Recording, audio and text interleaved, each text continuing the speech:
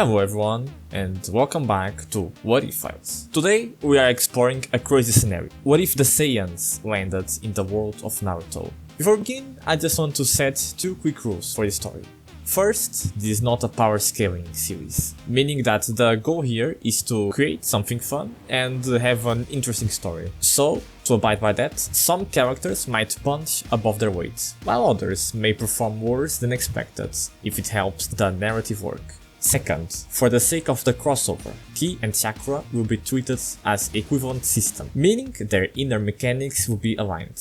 With that out of the way, let's begin the story. The battlefield of the Fourth Great Ninja War was a shattered hellscape. Across the cracked plains, thousands of shinobi clashed desperately against the White Zetsu, while Madara Uchiha, the Jinchuriki of the Ten Tails, stood at the center of the battlefield. His skin now pale, cracked with inhuman markings, both eyes glowing with the purple glow of the Rinnegan. 10 truth-seeking orbs floated behind him like spheres of destruction. Madara Uchiha had become the Ten Tails Jinchuriki, and with that, he was stronger than any shinobi who had ever lived. He was so close to his goal now, the infinite Tsukuyomi. Massive explosions of chakra reached the horizon, tailed beast-level attacks tore through the battlefield, and entire battalions of shinobi were just fighting to survive. This was supposed to be the end of it all, but then, in the middle of the chaos, the strongest amongst them suddenly felt something new. Far from the center of the battlefield, Naruto Uzumaki suddenly paused mid-movement. A strange pressure crept into his senses. It felt primal, terrifying, and the kind of energy that only yearned to conquer. It wasn't Obito Chakra, or even Sage of Six Paths. It was something else entirely. Inside him, Kurama spoke with an unusual tone. "Kids, something just entered this world." Naruto looked toward the sky. Nearby, Sasuke Uchiha had already noticed as well. Two objects fell through the atmosphere at terrifying speeds like meteors, but the energy inside them told the pair it was alive. Could it be one of Madara's tricks? Only time will tell. Moments later, the battlefield shook. Two enormous impacts struck the earth like falling stars, sending shockwaves rolling across the war-torn plains. Dust clouds rose hundreds of meters into the air. For a brief moment, even the fighting slowed.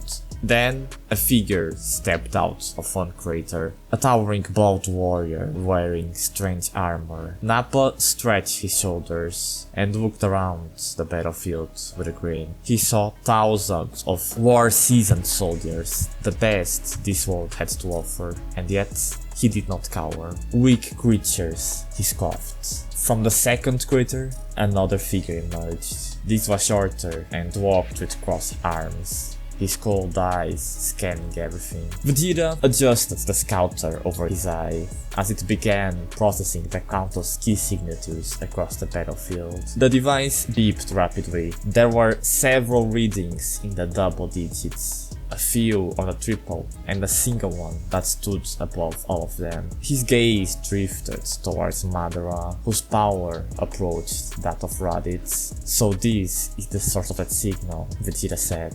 But Nappa had already lost interest in the analysis. He just grinned wildly. Well, looks like we landed right in the middle of the party." Without another word, he raised his hand. The explosion was instant, caused by the surge of ki and pressure, caving the whole region around their pods with catastrophic force, making Madara's meteor seem like a joke. The explosion erased entire kilometers of terrain. Shinobi, summons, and debris vanished into blinding light. Thousands died instantly. The shockwave flattened entire divisions of the Shinobi Alliance, and for a moment, the battlefield was silent. Then, the screaming began. Soldiers laid on the ground, weeping and shouting in agony. Others scrambled to group as panic spread through the ranks. That wasn't a jutsu. It wasn't an attack from a tailed beast. No one had ever seen power like that before. Vegeta, however, just scoffed. "Beat it, Nappa. What did I tell you about not destroying the planets too much? We still have to sell it." The big brute just scratched the back of his neck. "I'm sorry, Vegeta. I'll be more careful." At the center of the battlefield, Madara slowly turned his head towards the newcomers. For the first time since the war began, something had appeared that he could not even begin to understand. Before the Saiyans could do anything else, Madara landed in front of them. That chakra, what is it? You're no Jinchuriki, and I don't recognize that Kekkei Genkai, he said, studying them with his Rinnegan.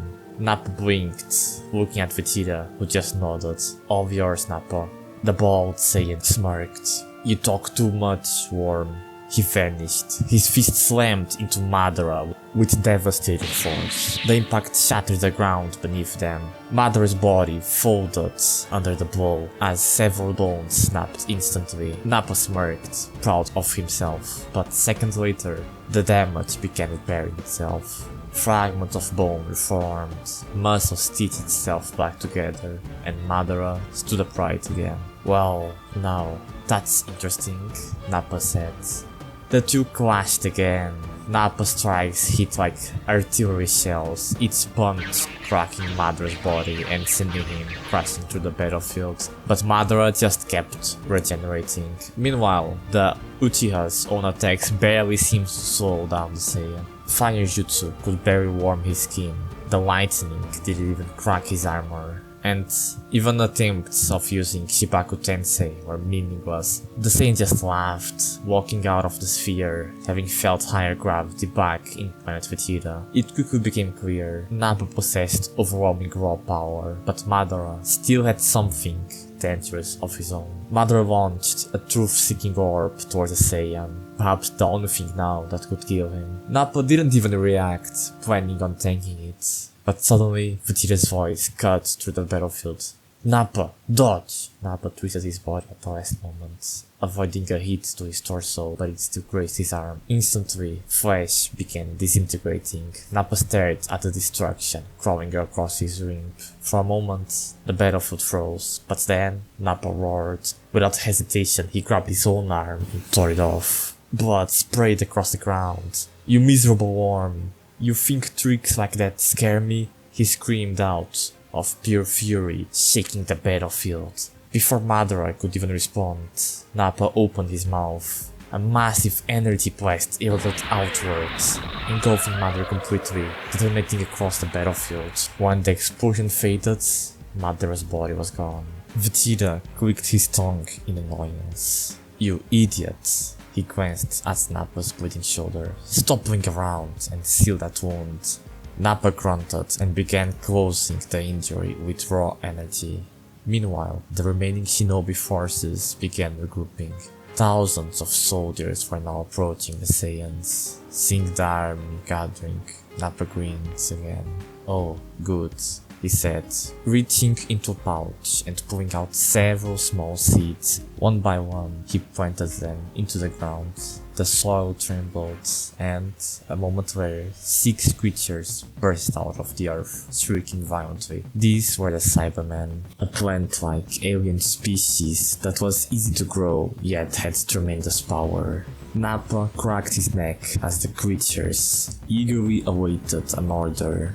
Go on, he said, pointing out to the approaching Shinobi Alliance. Let's see how tough this planet really is. And with that, the Cybermen charged towards the battlefield. Now, the Saiyans seemed ever closer to conquering this world. But, beneath all the trouble and destruction, Madara's regeneration had begun rebuilding him. However, just for now, he was still removed from the battlefield. If you enjoyed this story, leave a like and subscribe, it really helps the channel grow. The next part should be coming soon, but until then, please consider watching any of the cool videos that there are on the channel. There should be 2 appearing on our screen right now.